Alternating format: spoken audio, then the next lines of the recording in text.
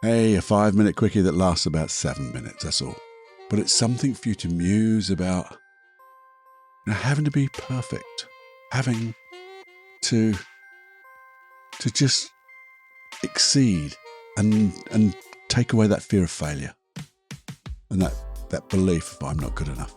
That's where we're going to go with this 5-minute quickie, to muse and think of a different way. Think it'd be good. Have a listen after this. Help! Help me! Help me, please! If you want to help yourself, be yourself, and grow, then look no further, because you're here. Personal Development Unplugged.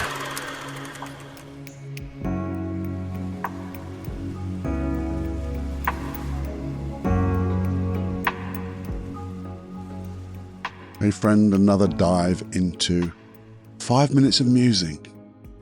And I wanted to ask you a question, because I find this is something that so many people have. Perfectionism, trying to be perfect. And sometimes it's hidden, but you know it's there. And I'm just thinking about perfection.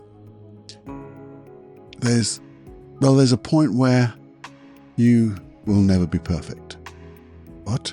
Yeah, you'll never be perfect because there's always something that could be different, a little bit more, a little change. And as you change day by day, that bit of perfection will change. But there's a reason for it. There's a reason for this perfectionist way of being. Because it takes a lot of energy. But if you think, what's the positive intention of trying to be perfect? It's protection, isn't it? Protection from being judged, I think, or failure. That fear of failure makes you have to be perfect, because if you're perfect, then no one is going to judge you. They can't judge you because it's perfect. But you also know that it'll never be perfect. And then you have that fear. And the whole point of this is, I guess, that feeling of I'm not good enough. That belief, I'm not good enough. That tends to go, in my experience, hand in hand with I have to be perfect. And can you see that there's a wonderful, wonderful, direct conflict in all of this? Because your unconscious mind is trying to protect you from being hurt, as that fear of, feeling a failure. Yet by being a perfectionist, you know you're always going to fail. And I just wanted to get you to think. Because I don't have this thing about being a perfectionist. I'm a bit weird that way. But just think, is there a better way of not failing? Knowing you'll have done your best. And isn't that sometimes, instead of having that emotion of fear to drive you forward, which is like coming away from things, which is never, you should always go towards something, towards success, away from failure. We don't want to go away, we always want to go towards. But if you think about it, what would be a better way? Now, isn't it, instead of having a limiting decision or limiting belief of I'm not good enough to spur you on, to think, well, I got this. I can do this. I can be my best. I can strive to be my best. We talked about affirmations before, just striving to be your best. And if you could do that, the results are what you get. Because they're going to be the same results. They're going to be probably better results because you're striving to be your best and you haven't got that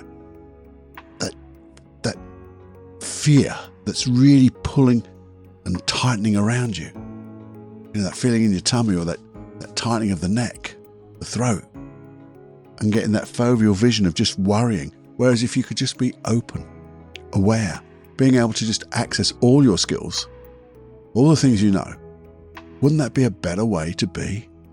And that's all I want you to do, is consider that. Just consider, if you think you have this fear of failure, what would be a better emotion to have and a better belief to have? And you can make it up. I just want you to make it up for the moment. So if you were to be your best, and when you're being your best, it doesn't matter whether people think you haven't done enough or whatever it is, because you've done your best. That's a massive achievement to be able to produce your best, because a lot of people don't. Even when they have perfectionism as their background, they know they haven't achieved their best because they haven't been that perfect.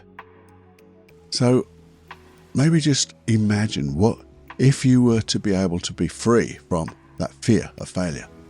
What would your belief be? And what would be a feeling that would support that?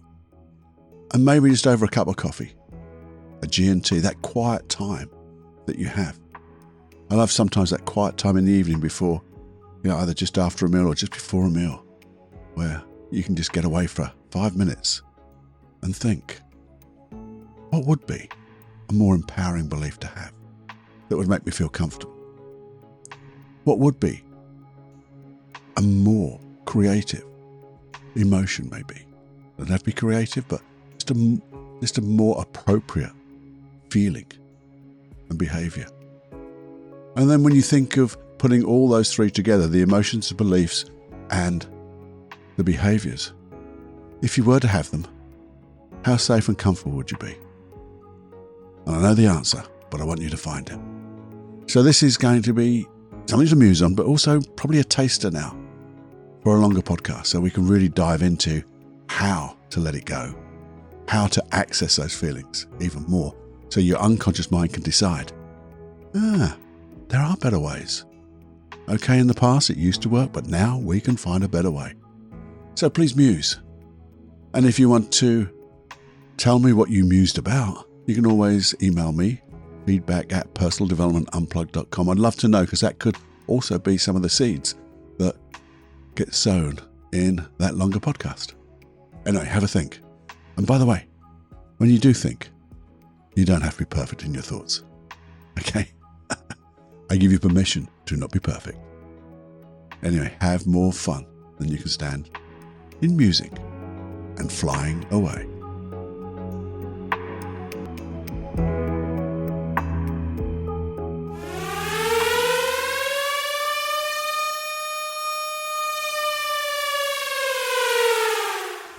Warning, you are now leaving the unplugged mind of Paul Clough. It's time to fly on your own. Be brave, my friend. Personal Development Unplugged.